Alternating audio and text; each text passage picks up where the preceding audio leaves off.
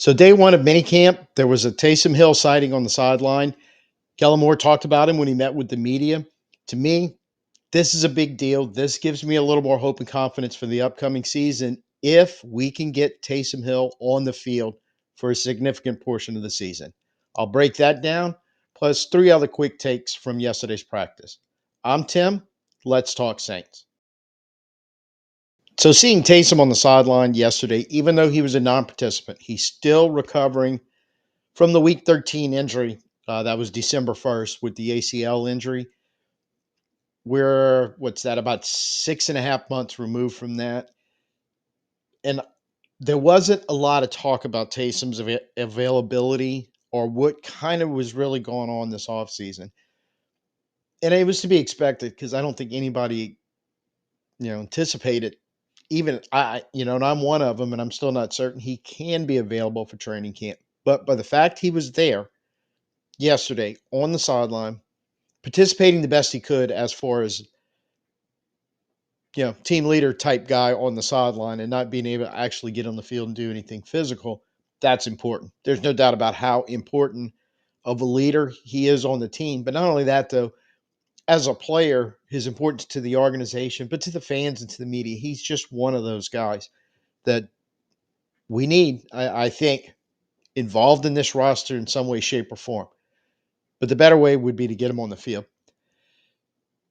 Kellen Moore, there was two different times, some questions with some follow-ups. He was asked with the media availability yesterday about Taysom Hill. The first one was about 2.5 minutes in, and it was a couple of questions. And basically, I'm going to just paraphrase this stuff instead of showing the clip. But basically, there's no timeline on his return. Kellen Moore said it's a little early for that because they were asking if he could be ready for training camp. So, no, yes or no on the answers. And I think it's just an accurate kind of depiction of, look, he can't do anything now. And we know that. And he's going through his rehab process with a lot more to go between now and the start of training camp. So it's going to have to be just one of those. And I'm putting words in his mouth. This is what I'm inferring from what he said. But at this point in time, it's just a wait and see process, how it keeps going. But one of the things that was mentioned in there was they've been in constant communication this whole offseason, Taysom and Kellen Moore. Not specifically if it was in person meetings, although maybe so, maybe not. But they were asked. It was asked of him, and he said, "Oh yeah, we're aware of what's going on." A little different than some of the other scenarios we had going through this offseason. But in the second go around, it was about 20, 30 seconds after that, they kind of got back to asking some Taysom Hill questions. But that's the part that really kind of excited me because, again, paraphrasing the whole series of questions and answers between Moore and the media, yes, he's expecting that Taysom Hill at some point is going to be back by virtue of just saying, "Look, I know how important he is to the offense. I'm very familiar with him from afar. Basically, um, hell, he played against him a couple of times over his career as being different. His stops in Dallas and Philly and the Chargers, so they're aware, this coaching staff, of what he can do, what he's capable of, what he means to the offense.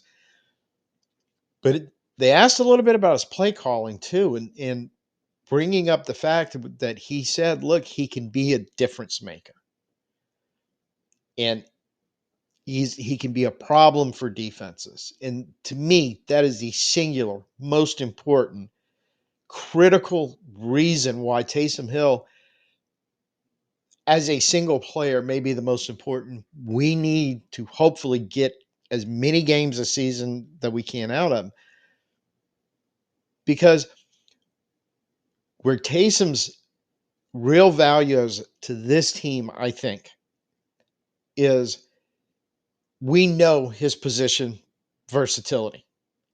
We know his physical skill set and its versatility. So he can line up basically at any of the skill positions on offense and could probably play tackle or guard if you really needed him to be honest with you.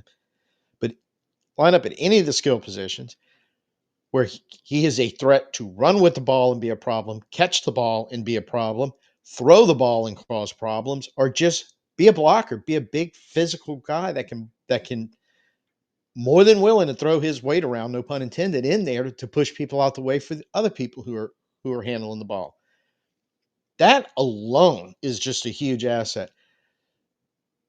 But when you combine the versatile things he can do with the ball, with the versatile ways he can line up, Darren Rizzi mentioned this specifically once last year, and I wholeheartedly agree with it.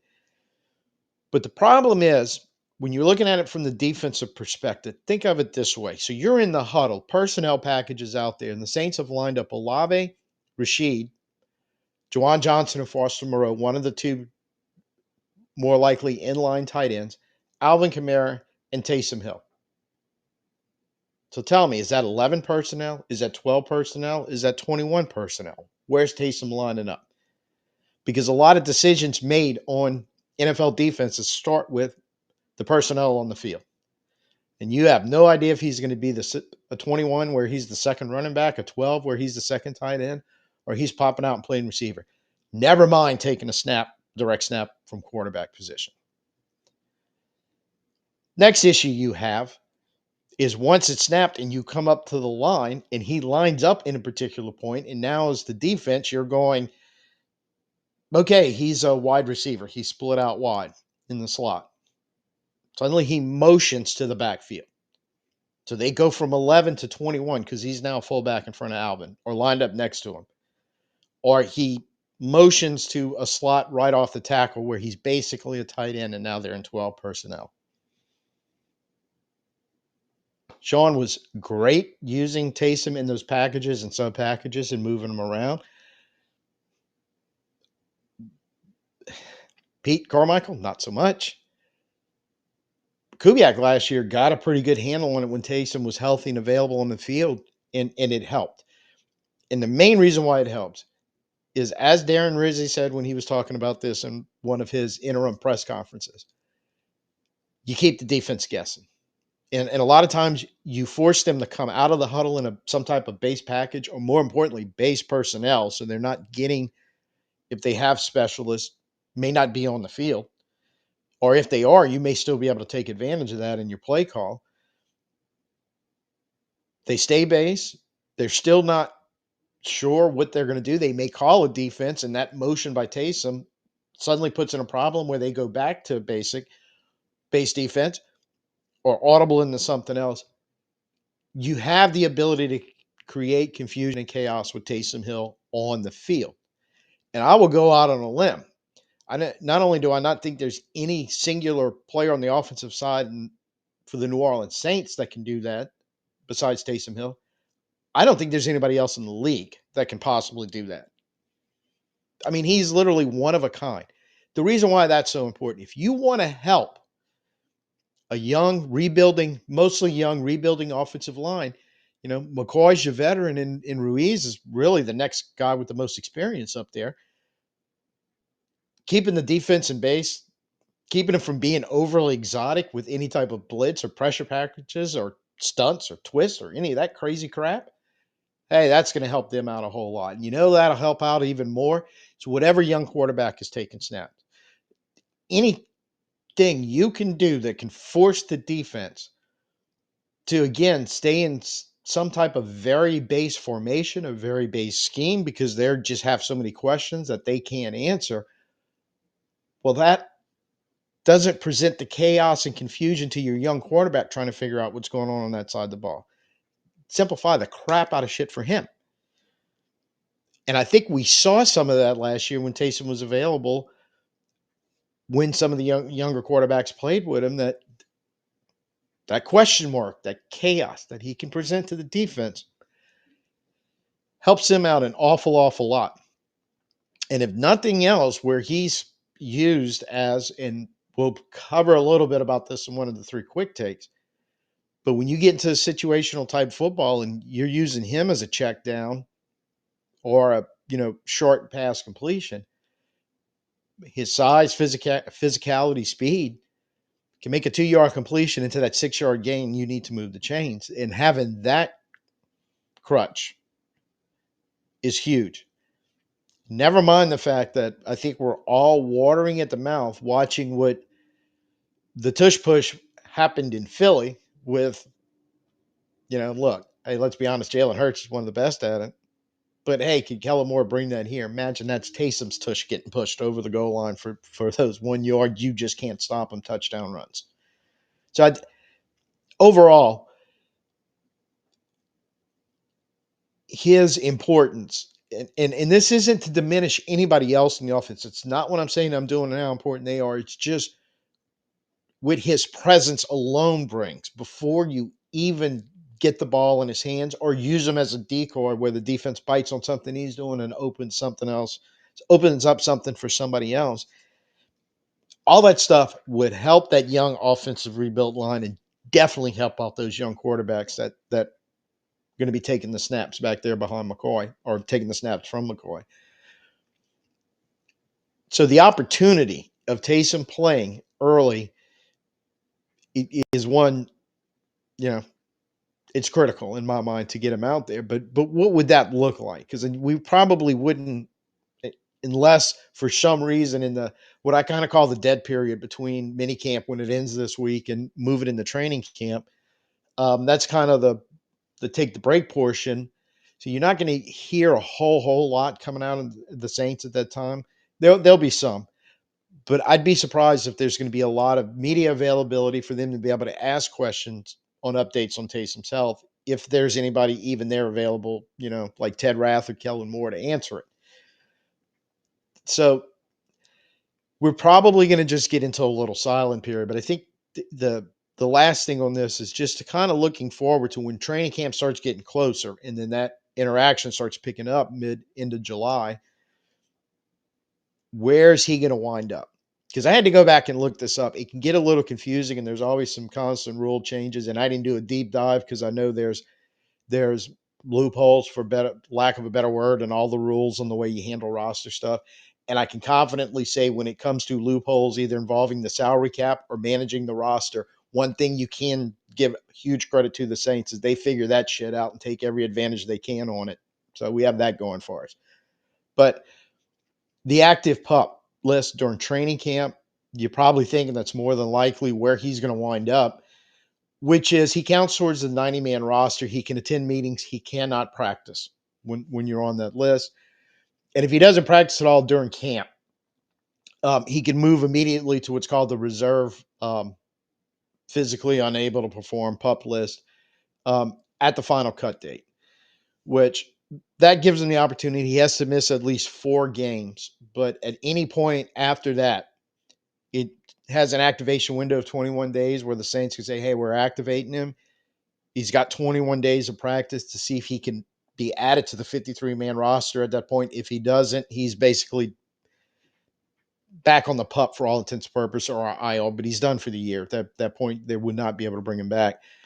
Um, IR in training camp is typically the same thing, that if you get IR'd in training camp, normally means you're done for the season, but the NFL did allow that 2 players of your 8 that you get for a chance to be designated to return, 2 can come from somebody IR'd in preseason. And it's basically kind of the same thing. If he were to be IR'd, right from the first day of training camp, but at some point they designated him to return and he comes back, it would be the 3-week window. He has to be on the active 53 by the end of the closing of that window. Otherwise, he is done for the year. So kind of where he's going to start off, because and I'll say this this way. There's probably a slightly better than 0% chance he'll be ready to go to training camp. Normally, I would say 0. But if there's ever anybody who's historically shown to do freakishly amazing things, including coming back quicker from the timeline they thought he would be out to an injury, Taysom's done that on several occasions. So he'd probably be on the very short list of somebody that can pull that off. All that being said, I still don't think he can pull that off. But if we get that, amazing Taysom thing going where he's winds up being a couple weeks ahead of schedule, what timeline after those first 4 weeks? Because I anticipate probably the pup list.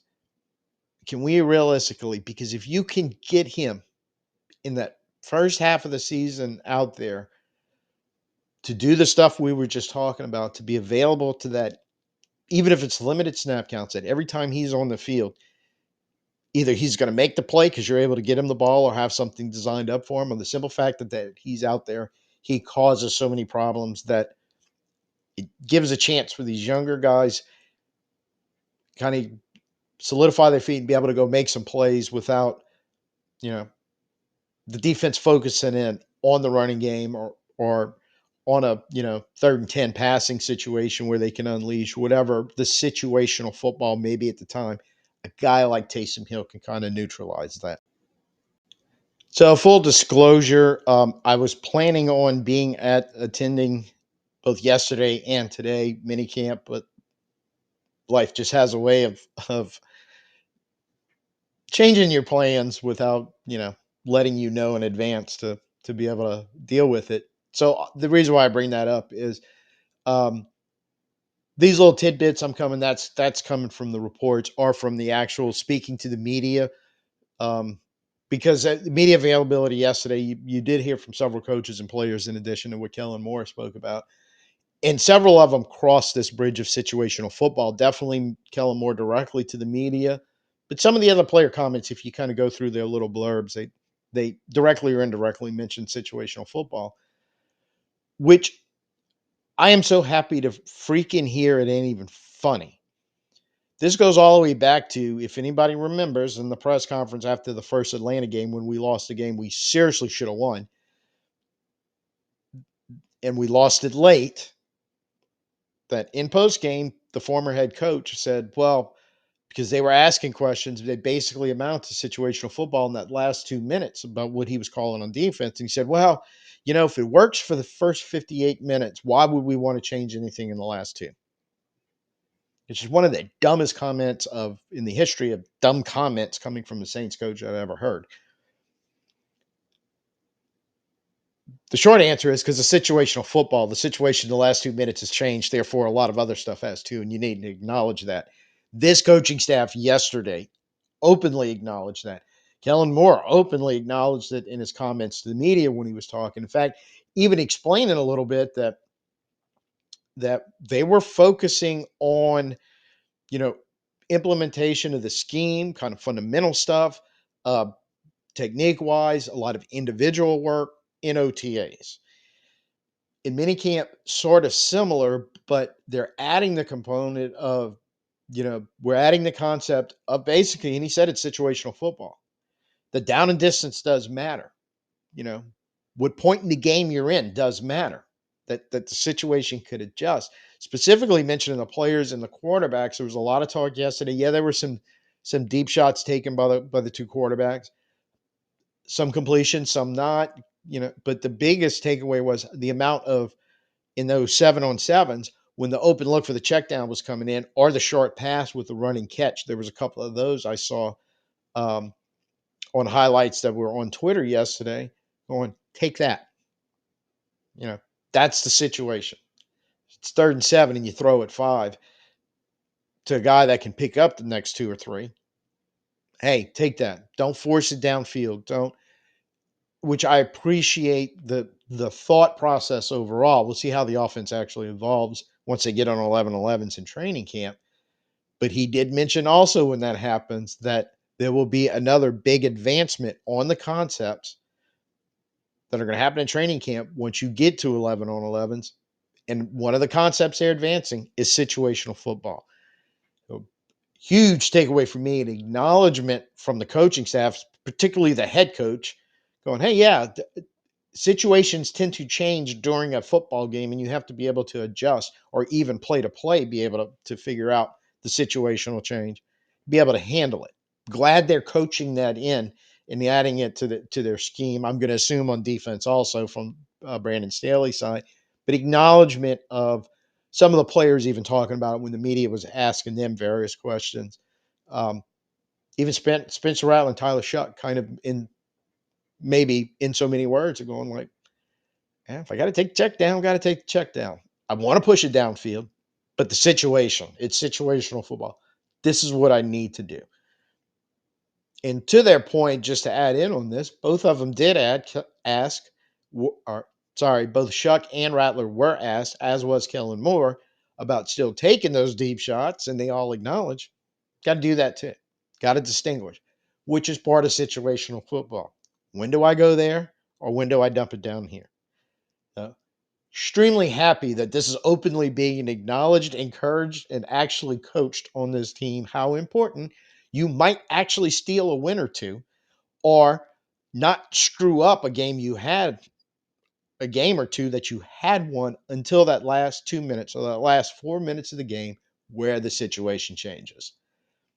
The second thing on this, perfect attendance, 100% basically. Now, not obviously not 100% participation. Taysom can't right now. He's out. He's not cleared, but various other, and this kind of ties into the injury report. So really, I guess attendance, participation, and the injury situation are all kind of tied together because you had everybody there working except for Taysom Hill. Now, some of the players working could only do side work or maybe some of the individual drills because they are rehabbing from injuries, but they're rehabbing from injuries and they're getting on the field. They're getting closer to ready.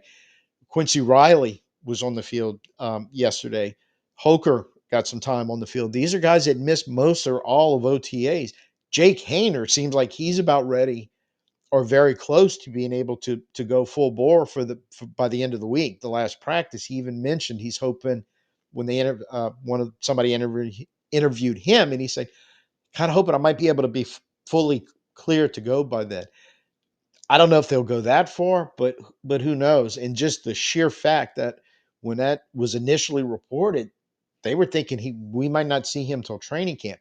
We were seeing him working on the side and some individual stuff last week in OTAs, and it looks like he's getting it closer and can do more, which goes into, the two things that I find myself saying in almost every one of these off-season videos is thank God for Ted Rath and his guys that are putting everything together in that training, sports science, and all that he is in charge of. Seems to be, at least so far, knock on wood, night and day better than anything we've seen recently. And that is also probably likely going to be worth one or two more wins in the season if you can carry that trend all the way through the offseason, through training camp, through the actual season. That's nothing but a plus. I also have to say that I think a lot of this, what we're talking about in the quick takes with the situational football, with the attendance, in the participation as far as injury, has a lot to do with player buy-in. Because Ted Rath can know everything that there is to know in the world, but if the players aren't participating, especially in the voluntary and especially in the stuff that they kind of talk about in free time, there's a lot of free time in the NFL that players have to do some stuff on their own because there's limits on the amount of time that they can practice and be in meetings and all per week. So if this is going swimmingly well, that tells me a lot of the players are buying in. They're doing what's being asked of them, both in practice. That seems to be apparent and invisible to a lot of people who have been able to attend, seeing it, but also what they need to do off the field. I know we've all had questions about that kind of stuff in the past. So far, so good as far as I'm concerned on this, because you're not you're seeing everybody out there, and you're seeing that somebody goes down with the dreaded soft tissue injury, which we really haven't had, and they just disappear for half the year. I think we're beyond that.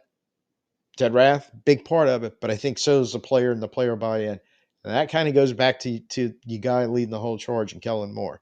So just wanted to put that. The other thing that I think is hugely important, and another thing I've been talking about lately is just because I think it's 100% true. I think it's everything you're seeing and hearing now in at least the first day of minicamp that reinforces OTAs is when, again, TJ Paganetti said, our job as a staff is not to put them in positions where they're going to suck. I keep hearing, not quite that eloquently put, man, somebody's got to put that on a t-shirt, but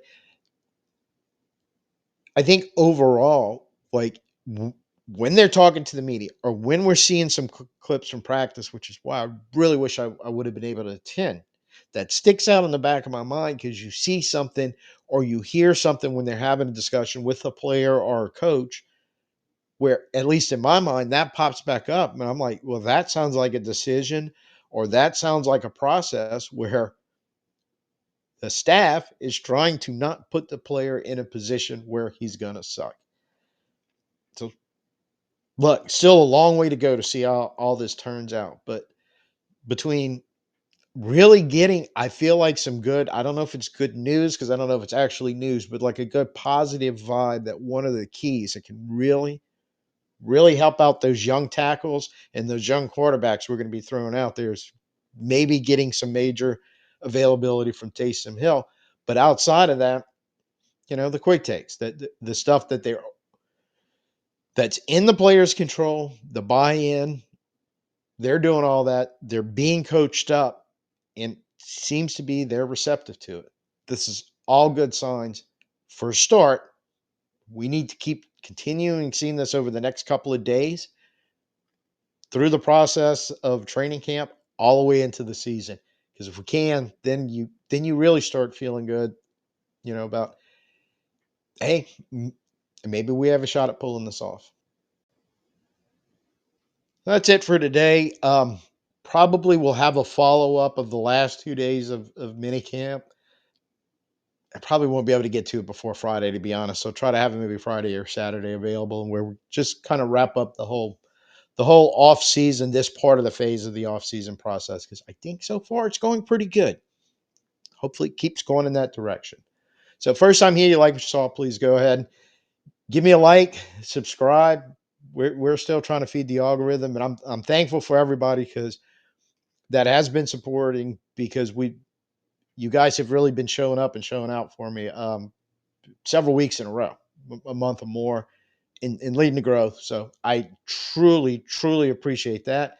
Appreciate the comments y'all are leaving also. So I'll keep checking those on a daily basis. Speaking of the comments, let me know how you feel. I mean, really and truly, what you're seeing and hearing going on with this team, just, I hate to do this, but I think you have to. Compared to a year ago at this time, what we were seeing and hearing, or 2 years ago at this time, what we were seeing and hearing. I feel like at least that part of it, significant improvement, will not necessarily translate into a single win this season. I understand that. But I feel like if it was feeling and sounding and looking more like 2, 3 years ago, we'd be having a whole entirely different conversation and not many of us would be happy. So still looking for the hopeful and positive. That's the thought I'm going to leave y'all on. So should be seeing you sometime Friday or Saturday and wrap up the final end of all this phase of the off season. So until then, I'm Tim. Peace out and who dat.